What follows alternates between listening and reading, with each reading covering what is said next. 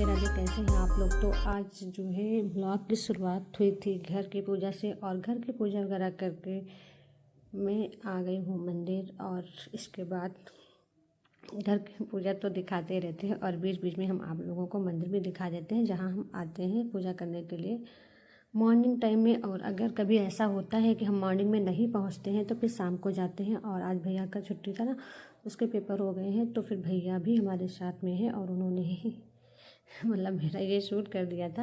और पहले मैं मंदिर के अंदर वाले भगवान जी के दर्शन किए, जहाँ पे राधा कृष्ण, बजरंगबली और दुर्गा माता, शनि भगवान सब मतलब है। और उसके बाद भोलेनाथ का दर्शन किए, मेरे भोले बाबा। और यहाँ पे ये क्लिप है हमारे घर के सामने एक खुला है चूल्हा रसोई के नाम से, कैंटीन टाइप से है, जो बच्चों को लंच वगैरह पैक करती है।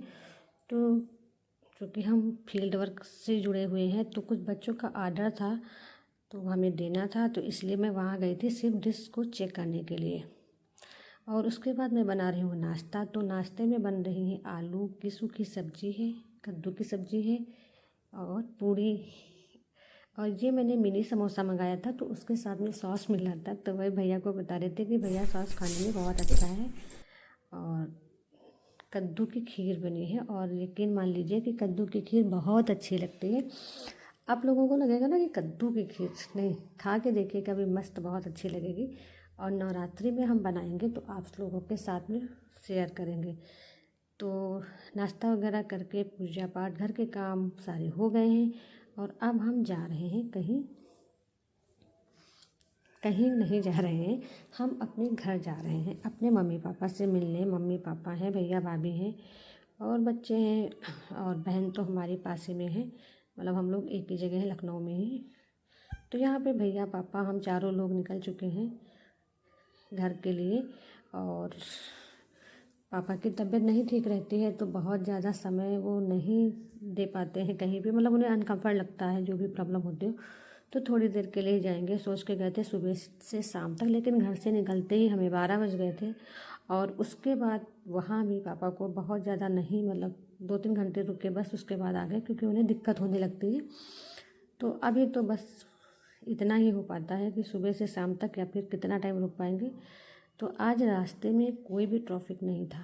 बहुत मस्त चीज़ ये थी कि रोड पे ट्रैफिक नहीं था, क्योंकि सारे लोग ऑफिस गए हुए, मतलब छुट्टियाँ चल रही हैं तो सब लोग अपने अपने घर गए हैं। रोड जाम नहीं थी, बस थोड़ा सा ही ट्रैफिक था।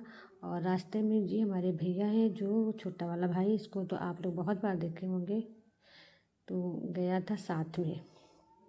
तो मेरा घर त्रिवेणी नगर में पड़ता है और इनका जानकीपुरम पड़ता है। तो जब जानकीपुरम के पास ही चौराहे चल रही है, और रास्ते में साथ में ही गए थे। तो वहाँ से पहुँचते पहुँचते हम लोग पहुँच गए हैं अपने घर से आधी दूरी पे, यानी बख्शी तालाब है ये। और वहाँ पे अब आप लोग सोचेंगे लखनऊ से निकल के बख्शी तालाब में फल क्यों खरीदे।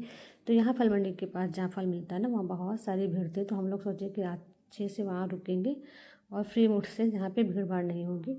तो तीनों जन उतरे हैं, हम हैं, भाई और बेटा, बस। बाकी पापा ये लोग घर गाड़ी के अंदर हैं। तो सब लोगों ने, तीनों लोग गए और फल खरीदे हैं। अच्छा लगा। मेन रीज़न होता है यार, हम लोग ब्लॉगिंग करते हैं ना, रीज़न कुछ नहीं होता, पर रील बनाने का चक्कर होता है।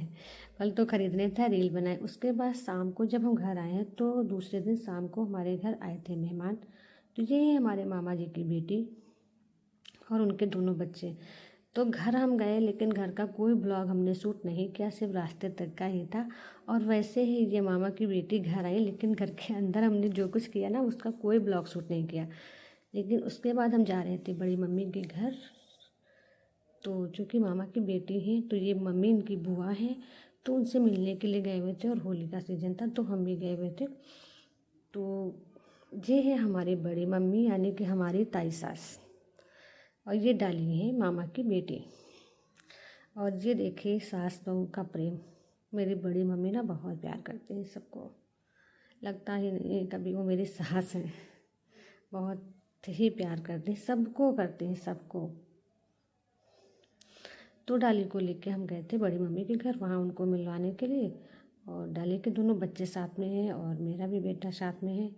और आज ब्लॉगिंग का काम, वीडियो शूट करने का काम जो है उसके बाद वहाँ बैठे बातें करें।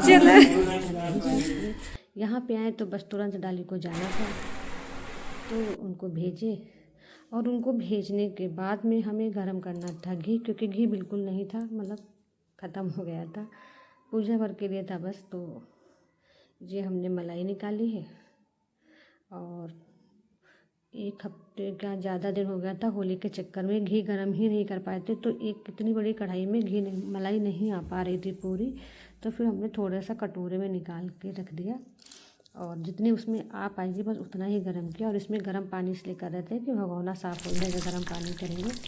तो ये देखिए पूरी कढ़ाई जो है घी की थी और ये यहाँ तक चलाते चलाते हम पहुँच गए हैं कि अभी 15-20 मिनट और लगेगा, बस घी गर्म हो जाएगा।